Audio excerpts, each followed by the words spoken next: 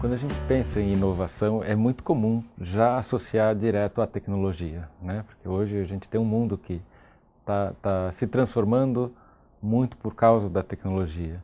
Mas o que é muito visível hoje para todo mundo é que algumas dessas transformações, na verdade, elas são tão impactantes porque elas mudam as relações entre as pessoas. O tempo que você gasta fazendo as coisas, o que nós fazemos, mas com quem nós fazemos, né? As informações passam muito rápidas.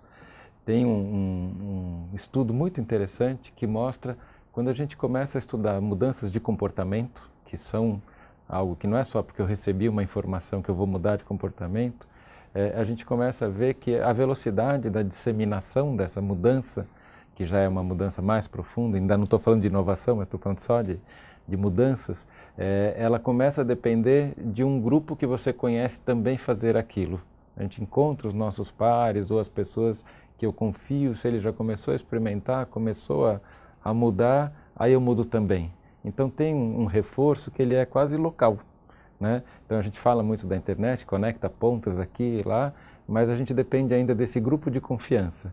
Não precisa ser um grupo próximo geograficamente, mas é o grupo de com quem eu compartilho as ideias que tem que estar imbuído desse espírito ou querer essa mudança. Por que eu estou contando isso, né?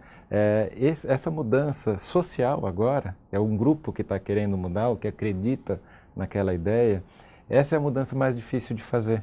Então, quando a gente fala de inovação, tem um monte de inovação que é modismo.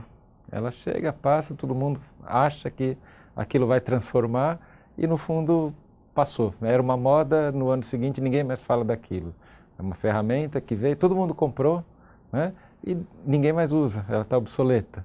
Então, por quê? Porque era um modismo. A inovação que dá certo, né? Essa que a gente diz que pegou, que a maioria das pessoas está usando, que de fato causa algum impacto, em geral ela dá certo porque ela veio junto com uma mudança do contexto das relações, então é uma mudança social. As mudanças sociais não dependem da tecnologia. A gente vem fazendo mudanças sociais há séculos, né? A humanidade vem fazendo isso. O que a tecnologia permite é que a gente tenha outras maneiras de mudar os atores do sistema. Então eu acho que é muito importante para a gente num congresso como esse, quando está pensando, né, o tempo dos professores, o que começa a acontecer? O tipo de ação que o professor tem com os seus alunos, a gente fala disso há muito tempo, mas a gente não conseguiu realizar, que é o professor ser o provocador, o catalisador, né? Não é só mediar, ele ainda provoca. Além de mediar, a gente põe o aluno num papel mais ativo, mas o professor é o que empurra, né? Vamos além, vamos aprender, isso é com o que vocês já sabem hoje, e, né, se eu souber mais coisa, eu posso fazer mais. Então, é um papel de quem sabe processos, né? Só que as relações estão muito modificadas, então hoje o professor não faz só isso, e o aluno não é só aluno. Às vezes se inverte, às vezes o professor também está embebido, né? Também quero aprender, também quero, né, transformar o mundo, porque em geral é o jovem que é o idealista e quer transformar o mundo, e o professor está lá, olha, o conteúdo é esse, né? Porque nós temos uma base curricular, tal. Essas coisas estão mudando muito. Então, quando a gente fala de inovação, muitas vezes a inovação, inclusive, que papel as pessoas têm, como é que elas agem nesse momento de uma construção mais coletiva. É lógico que a gente não pode esquecer da realidade e esquecer que a tecnologia facilita algumas dessas coisas, mas eu acho que neste congresso o que nós tentamos trazer um pouco foi esse lado, não só tecnologia, mas olha como é rico e como é difícil mudar o aspecto social também das relações. Então, algumas das oficinas que foram feitas, ou mesmo as mesas redondas, elas foram justamente para trazer visões muitas vezes opostas de como é que a gente vê um novo espaço na sala de aula. Não precisa ser um espaço tecnológico, pode ser um novo espaço de relações, de papéis. Quem que é o líder, né? Não precisa ser o professor, é muito interessante desenvolver liderança entre os alunos, e não é fixo, né? Depende do que a gente está fazendo, um sabe mais, então tem uma liderança mais natural que vai sendo assumida. Por trás disso, que eu acho que é talvez mais importante num congresso como esse, a gente pensar que existe uma cultura da inovação por trás. É como se a gente estivesse dando uma autorização para as pessoas falarem, vocês podem fazer diferente. A gente espera que seja diferente. Por que fazer diferente? Para fazer melhor. Não adianta você fazer diferente para estar na moda, né? E aí pode ser pior para os alunos, para a aprendizagem, para o mundo, né? Então a gente quer um fazer diferente para fazer melhor. Agora, quem que vai inovar, né? No fundo, todos deveriam inovar o tempo inteiro, nesse sentido de, é uma cultura de tentar avançar no que a gente já faz. Então, a inovação que eu vejo é essa de tentar fazer melhor. Por trás de um processo de inovação, tem que ter experimentação. Porque se a gente nunca fez algo, vai fazer algo novo, um monte de coisa não vai dar certo. E faz parte do processo, porque a gente está tentando caminhos novos. Então, essa autorização para inovar, ela vem junto com uma autorização para errar, né? Experimentar implica em algumas coisas darem certo, outras não. E aí entra no que no que a gente pensa, né, de como é que funciona uma escola, por exemplo, uma escola privada principalmente, né? Os tempos estão muito delimitados e é quase que a gente não pode errar. Por quê? Já que o tempo é tão curto, eu tenho aquelas horas aqui, outras horas aqui, tem um monte de alunos, a gente tem que experimentar de uma maneira muito calibrada já. Porque eu não vou fazer uma coisa que eu sei que tem 50% de chance que pode não dar certo. Eu vou fazer algo que eu acho que, olha, tudo que eu vi antes indica que se eu fizer com os meus alunos vai dar certo. Pode ser que não dê, mas pelo que eu conheci, pelo que eu estudei, pelo que eu já desenvolvi, eu acho que isso se encaixa com esse público que eu tenho e com o tempo que eu tenho.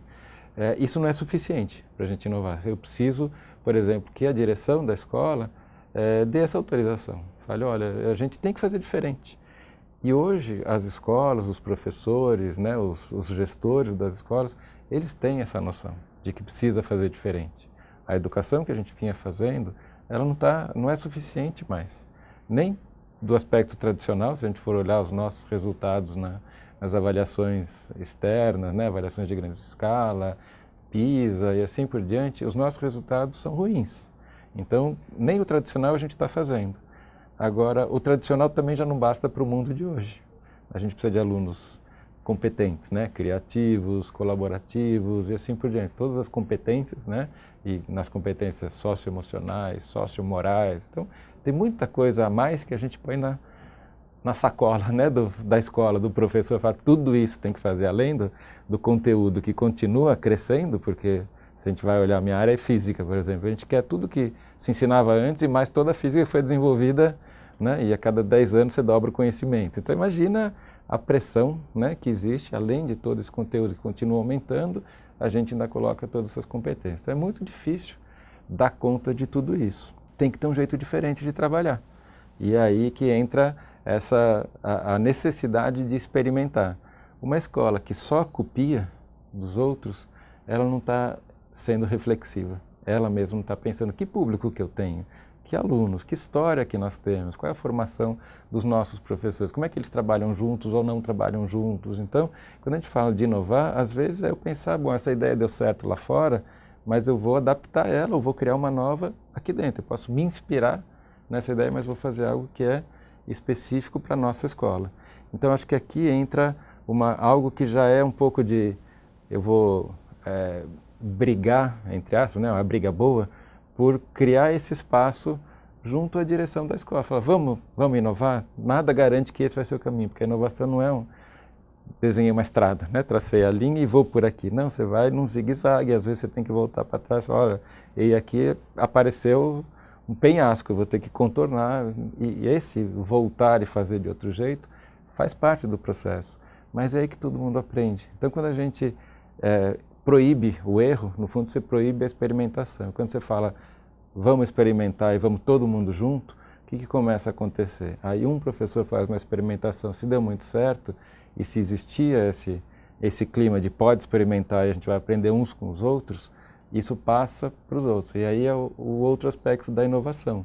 Quando ela de verdade é boa, ela, como a gente sabe, a disseminação das boas ideias, elas passam muito rápido, elas começam a fazer parte da cultura.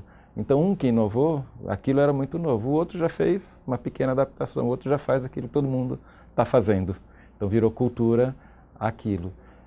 Criar a cultura da inovação é você dizer todo mundo pode experimentar, todo mundo vai trocar, quando as coisas forem boas, isso fica incorporado. Então é como se a gente estivesse crescendo agora já em camadas, não é um sozinho que faz a inovação, é um grupo, é uma mudança de cultura.